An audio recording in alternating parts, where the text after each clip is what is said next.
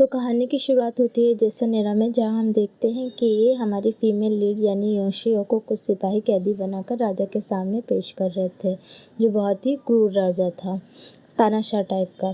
दरबार के सभी दरबारी मंत्री ये कह रहे थे कि योशियो को मौत की सज़ा देनी चाहिए। अभी तक ये नहीं पता ये क्यों कह रहे थे, आगे पता चलेगा। तभी राजा योशियो के सामने आता है और कहता है कि कल रात इस लड़की ने मुझे अजीब तरह का खाना खिलाकर बहका दिया। राजा अपनी तलवार निकालकर योशियो के गर्दन पर रखता है। सभी लोगों को लग रहा था कि राजा सबके सामने उसे सज़ा देगा, बट वो अनाउंस करता है कि जस्ट बिकॉज उसने इतना अच्छा खाना बनाया था, उसे शाही रसोइया बना दिया जाता है और उसे ये वार्न भी किया जाता है कि अगर एक ही डिश 2 बार बनाई या फिर राजा को खाना अच्छा नहीं लगा तो उसे मौत की सज़ा सुनाई जाएगी। योशियो को ये ना चाहते हुए भी एक्सेप्ट करना पड़ता है, क्योंकि उसके पास कोई ऑप्शन नहीं होते बेचारी के पास। अब हम वापस साल 2025 में आते हैं, जहां योशियो फ्रांस के कुकिंग कंपटीशन में फाइनल राउंड में है। अब सिर्फ 5 मिनट बाकी हैं उसे डिश सर्व करने में, जब योशियो की कुकिंग स्टोव जो होती है वो ख़राब हो जाती है। वो हेल्पर के लिए कॉल आउट करती है, बट हेल्पर भी उसकी कोई हेल्प नहीं कर पाता है। तभी योशियो को याद आता है कि पुराने ज़माने में घास पर स्टेक को सेक कर पकाया जाता था। तो वो डेकोर के लिए है ना, जो घास रखी थी वो उठाती है, उसको टोप में भरती है और उसमें आग लगाती है और फिर है ना उस पर अपनी स्टेक सेक कर है ना अपनी डिश तैयार करती है एंड सर्व करती है एंड फिर वो जीत जाती है कंपटीशन। आगे नेक्स्ट सीन में हम देखते हैं कि वो फ्रांस से कोरिया जाने के लिए तैयार हो रही होती है। तभी उसके पापा का फ़ोन आता है और वो बोलते हैं उसे कि उसके ना कोई हिस्टोरिकल बुक लाने के लिए कहते हैं, जिसके लिए वो रेडी हो जाता है। सूर्य ग्रहण का टाइम होता है जब वो प्लेन पे रहती है, तो वो प्लेन से है ना सूर्य ग्रहण को देख रही होती है। तभी है ना उसके बाजू में जो पैसेंजर बैठा रहता है ना, उससे है ना कॉफ़ी गिर जाती है योशियो की बैग पे। तो योशियो अपने बैग को उठाते हुए ना उसे साफ़ करने के लिए प्लेन के वॉशरूम में जाती हैं और उसको लॉक कर देती हैं। और साफ़ करते करते है ना वो देखती है कि उसके फ्रंट पेज पे है ना कुछ लिखा था, तो उसे पढ़ती है। उसको जैसे ही पढ़ती है ना, तो किताब की कवर पे जो नाम होता है ना वो ग्लो करने लगता है। उसके साथ एक पेंडेंट भी रहता है, वो भी ग्लो करने लगता है।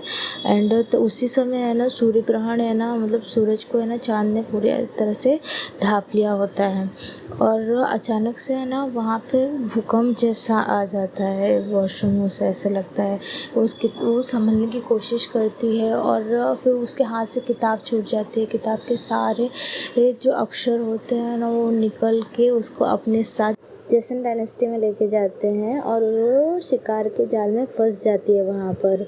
उसके साथ तो बेचारी के साथ ऐसा होता है, आसमान से गिरे खजूर में अटके वाला सीन। फिर नेक्स्ट सीन में हम देखते हैं कि राजा जंगल में शिकार कर रहा है और उसने अपना तीर एक ताना हुआ है, निशाना लगाया हुआ है एक हिरन पे। तभी उसको कुछ फ्लैशबैक्स आते हैं उसके बचपन के, जब अब उसके पापा मतलब तब के महाराज उसकी माँ को महल से निकाल रहे होते हैं। और फिर हम प्रेजेंट में आते हैं और वो हिरन को अपना तीर मार देता है, जिससे हिरन ज़ख्मी हो जाता है।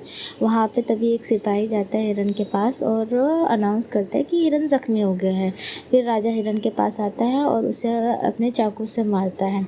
आगे हम देखते हैं कि महल में राजमाता परेशान हो रही होती हैं, क्योंकि ये आज महल में रिचुअल होता है जो सूर्य ग्रहण के वक्त होता है एंड सभी मंत्री राजा की बुराई कर रहे होते हैं, क्योंकि आज सूर्य ग्रहण का वक्त था एंड राजा को शिकार पर नहीं जाना चाहिए था। पर क्या कर सकते हैं, हमारे राजा को तो कुछ पड़ी ही नहीं है। वो अनाउंस करता है कि आज जो भी सिपाही सबसे ज़्यादा शिकार करेगा उसे बहुत ज़्यादा इनाम मिलेगा। तभी सारे सिपाही खुश हो जाते हैं। तभी राजा का खास सिपाही राजा के पास आता है और राजा को समझाने की कोशिश करता है कि अगर राजा ने सूर्य ग्रहण का रिचुअल नहीं किया तो राजा को भगवानों से दंड मिल सकता है या कोई डायन उनके पीछे लग सकती है। योशियो को होश आता है तो वो आवाज़ देती है हेल्प के लिए, बट वहाँ पे कोई होता ही नहीं, बेचारी को कौन ही हेल्प कर सकता है। फिर वो है ना अपना फ़ोन बैग से अपना फ़ोन निकालती है और चेक करती है, बट वहाँ पे नेटवर्क मिलता ही नहीं उसे।